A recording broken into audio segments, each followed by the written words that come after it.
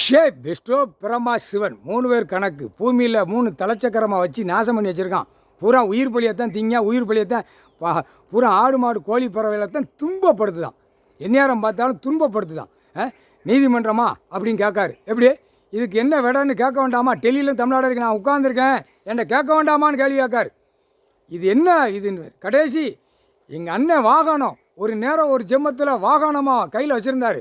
பூரா மன்னராட்சி ராஜராஜ சோழன் இந்த அரசியல்வாதி ஆட்சி இப்போ கடைசியில் இதை வந்து நசுக்க வந்திருக்கான். இந்த ஜமீன் காலம் ராஜராஜ சோழன் மன்னராட்சி இந்த 3 வகையில் இந்த வாகனத்தை வச்சு தான் நசுக்கினார். நிறைய பரு ஐட்டத்தை பூரா குடும்பத்தை கருவறுத்தார். இப்போ எல்லாம் இந்த படைகளை விட்டு பூரா கருவறுத்துருங்கடா அப்படின்ட்டார். எல்லாம் கோர்ட்டுக்குள்ளே வரும், கவலைப்படாதீங்கப்பா, இன்னைக்கு கணக்கு போட்டாச்சு. திங்கக்கிழமையிலேருந்து எல்லா நீதிமன்ற கோர்ட்டுக்குள்ளே பெரிய பெரிய இந்த படையை பூரா உள்ளே வரையில் என்ன நடக்கு ஏது நடக்கு அவ்வளோதான். ஏமாங் காலம் தூவம் எலும்புச்சம்பளம் கனியை வீசிடுறா அப்படின்ட்டார். அவங்களுக்கு பவரை கொடுத்துட்டார். வீசினா பரு ஐட்டமாக போவோம். பரு ஐட்டம் 10,000 கோடி மில்லு தொழிற்சாலை பூமியை பாழாக்கின பூரா போயிடுவோம். இடம் மதுரை கோட்டையிலேருந்து கன்னியாகுமரி வரைக்கும் பார்வதி அம்மா பேரில் இருக்கும். புரியுதா? பார்வதி பேரில் இராது, மீனாட்சி என்ற பேரில் இருக்கும், இன்னொரு பேரில் இருக்கும், 3 பேரில் அம்மா பேரில் இருக்குது. எல்லாம் அங்கிட்டு இதெல்லாம் மறைச்சி அடித்து நச்சுட்டான். விவசாயம் பண்ணத்தான் மானிட பேருக்கும் ஆடு மாடு கோழி பறவைகளும் கொடுத்தாரு. கடவுள் பேர் இருக்குண்டா, மன்னராட்சியில் எழுதி வச்சுருக்கான்.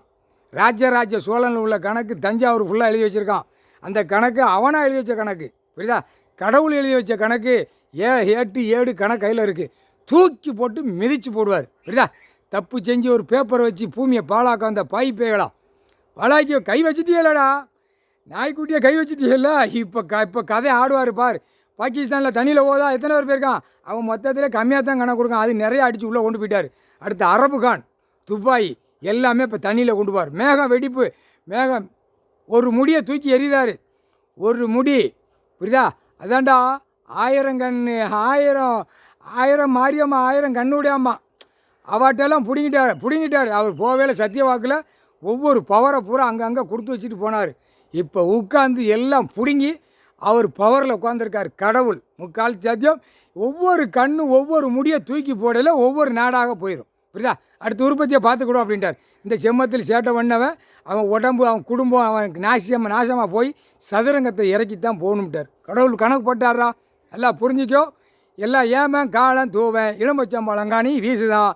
எப்படி கோயிலில் எலும்பச்சம்பழம் கனி வச்சு தங்குன்னு ஆண்ணியில் இப்போ ஏமங்காலம் தூவன் கையில் போகுது எலும்பச்சம்பழம் கனி. பரு ஐட்டம் பூரா 10,000 கோடி பூரா போடு மாட்ட போவா, சங்கு ஊதி போகும். இப்போ பார் என்ன நடக்குன்னு பாடுறா. முக்கால் சத்தியம்.